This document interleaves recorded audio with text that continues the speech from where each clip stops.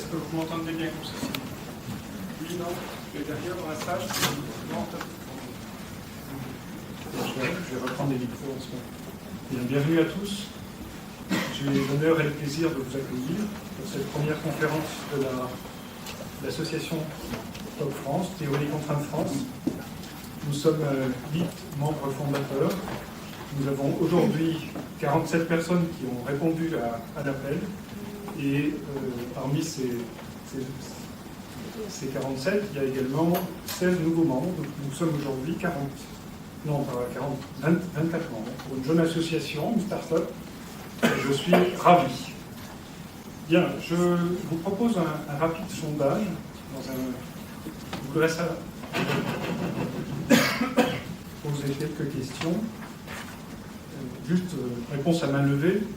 Est-ce que vous avez lu le livre Le But? Qui est-ce qui a lu le livre Le But? Bon, probablement plus que la moitié de la salle. Tu peux peut-être noter, Jean-Claude. Est-ce que vous avez lu un autre livre d'Elie Goldratt?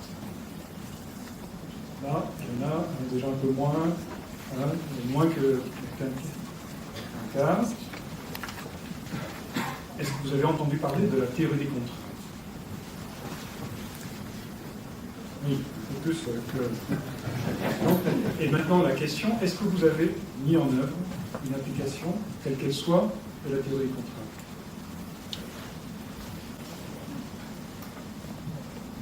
Voilà, c'est, je dirais, moins d'un quart aussi. Bien. Alors, je voulais tout d'abord, c'était une petite introduction pour un peu vous connaître. Comme nous sommes reçus ici par le Boston Consulting Group, je voudrais tout d'abord, bien sûr, les remercier de nous accueillir, d'une part, et puis vous dire également que vos questions sont les bienvenues.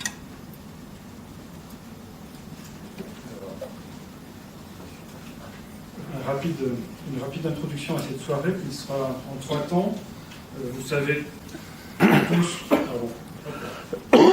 qu'aujourd'hui la compétition est vive.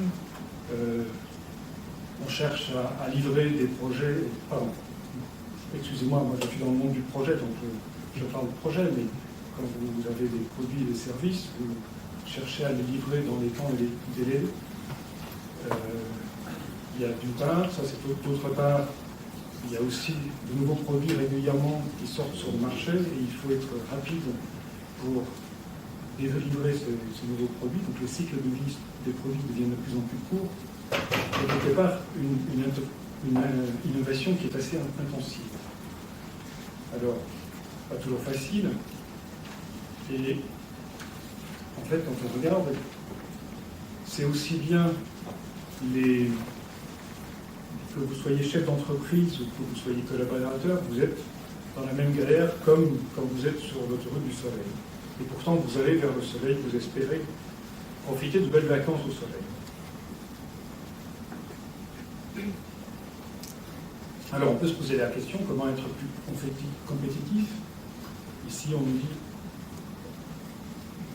bien, pourquoi pas fabriquer ailleurs qu'en France? Bon, ça c'est une approche possible.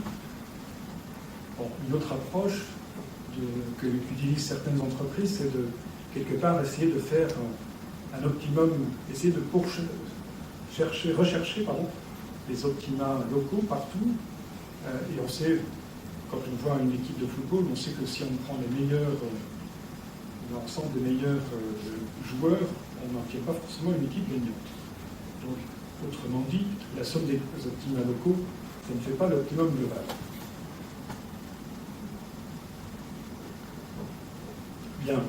Il y a une autre approche, l'approche de la théorie des contraintes, qui elle pose comme principe qu'il y a, quand on regarde l'entreprise comme un système, il y a quelque part un facteur limitant. Et donc, une fois qu'on l'a trouvé, il suffit de s'appuyer sur ce facteur limitant.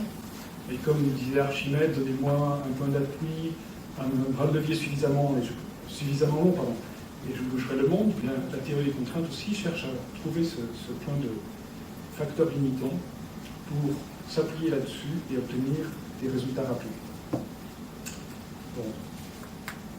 Ce que je propose, c'est qu'on puisse passer maintenant à une introduction sur les principaux concepts de la théorie des contraintes. Ça va être un survol, je vous préviens. Et je vous propose une petite définition pour qu'on soit d'accord. Ma vision du concept, c'est quelque part une proposition dont on ne peut pas dire aujourd'hui si elle est vraie ou fausse, compte tenu de ses propres connaissances. Une proposition en logique, c'est par exemple Aristote est un homme, hein, je vous rappelle cela. Bon, ça on peut dire que c'est vrai et tout le monde est d'accord là-dessus. Par contre, si on prend un concept un peu différent, tel qu'un vélo à voile, aujourd'hui, vous ne pouvez pas nous dire si c'est quelque chose qui peut exister, oui ou non. Donc c'est ni vrai ni faux, c'est aujourd'hui indécidable. Un autre concept, c'est une entreprise toujours plus florissante. Je ne sais pas si pour vous ça vous dit quelque chose. Elie Goldratt en parle, Rami Goldratt en parle, on en parle en tant que praticien de la théorie des contraintes. Je suppose que pour beaucoup d'entre vous, c'est un concept.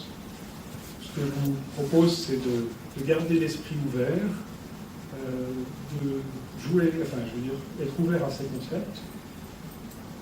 Et je vais passer la parole à Jean-Claude Mirmont, qui est parmi nous probablement le plus ancien connaissant la théorie des contraintes. Il a rencontré Elie Goldratt en 1977, si ma mémoire est bonne.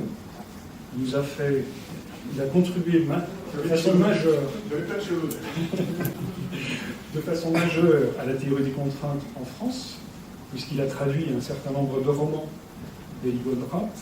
Et en 2001, il a également été parmi les membres fondateurs de l'association Topico, qui fait la promotion de la théorie des contraintes de par le monde.